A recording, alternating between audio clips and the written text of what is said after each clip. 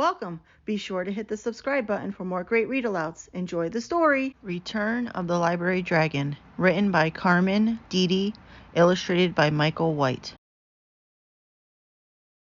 Sunrise Elementary School had a big problem. Their beloved librarian, Miss Lottie, was retiring.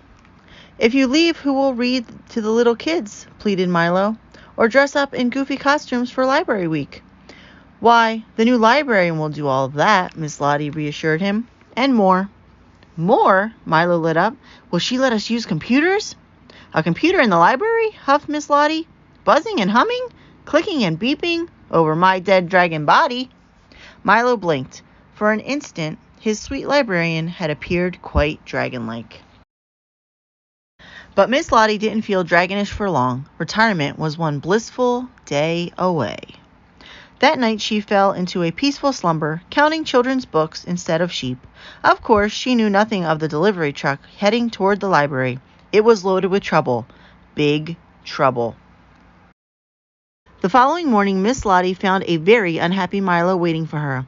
"They're all gone," he stammered. "Gone?" she asked. "The books are gone." Miss Lottie's tail gave a dangerous twitch. "Who would dare take our books?" "Central office," gulped Milo, "and they sent a guy who says he's IT."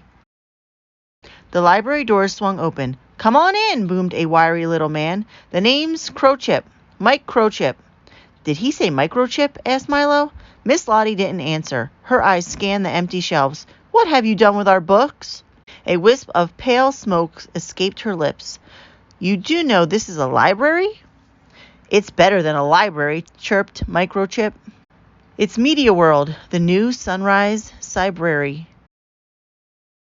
"No books?" Miss Lottie felt herself growing oddly warm.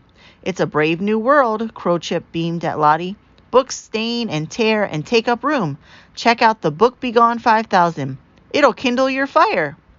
"Pardon me, mister." It was Milo. Other children had gathered behind him to protest the library booknapping. "We'd like our books back, please." Mike Crowchip's brain short-circuited. "You want them back? But why? When you can have 10,000 books in one handy little—" "Because," said Milo, 10,000 books on a screen all look the same." And a third grader added, "Right, but 10,000 books in a library all look and feel different. And all I need to upload a book is my brain. My grandma can read me the very same book her grandma read to her. Know what else? The only way my book gets a virus is if I sneeze on it. I like that I can give my book to a friend.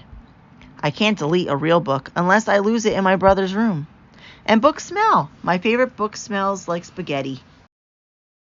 "If you've never really loved a book," said Milo, "maybe nobody can explain it to you." Crowchip frowned. Lottie looked smug. And a fourth grader turned on a Meepod. "This is awesome," she squealed. The other children crowded around, even Milo. Now was Crowchip's turn to gloat. "Ha! Give me a month. These kids won't remember what a book looks like." He loosened his tie. "Golly, it is hot in here, Miss Lottie." "That's a lot of scales to you, little mister." And the library dragon returned. "You bring back every last library book or I'll melt your motherboard," roared Lotta Scales. Mike Crowchip and the stampeding children almost knocked over a young woman in the hallway. "I wouldn't go in there if I were you," he cried. "That librarian's a real dragon." "Oh my," the sweet young redhead bit her lip. "Not again." Meanwhile, Lotta Scales, the bad girl of the book world, wrestled the cyber beast. "No books?" rumbled the dragon. "Why, I'll eat every last bite before I let them take my library." Milo watched in awe. It's not every day you see your librarian eat a laptop, and a whiteboard, and 8 printers, and 65 tablets. "Stop already," he cried. "You're going to have a 6-week bellyache." Miss Lotta Scales snatched Milo off the ground and eyed him with curiosity. "Do I know you, small mammal?" she grunted. "Sure you do. I'm your best reader," said Milo. "Come on, Miss Lottie. I know you're still in there." They were interrupted by a knock on the door. "Great balls of fire," crackled the dragon. "What now?" "May I come in?" "It's me, Molly Brickmeyer." Lotta Scales took a trembling step toward the girl who'd once helped her shed her scales. The dragon groaned. "What's wrong?" Molly asked. "They took our books." Don't worry, said Molly. The books will be back tomorrow. I told the principal I couldn't possibly take the job if... Take the job? A lot of Scales looked at Molly in wonder. You're the new librarian? I was going to surprise you, said Molly. She patted the giant beast's snout and whispered, I learned from the best, you know. And for only the second time in her life, the library dragon's scales began to fall with a clickety-clack, clickety-clack. Clickety-clack. Miss Lottie was back. Just look at this mess, muttered Molly. I love technology too, but our kids need a library where they can unplug for the love of books. Molly's ears began to grow warm. A children's library at sunrise? Over my dead dragon body? Miss Lottie sighed. The library was safe again, for now. She could pass the torch. Milo, meet your new... She hesitated. Media library cyber book specialist. Thank you, said Molly with a grin, but I prefer...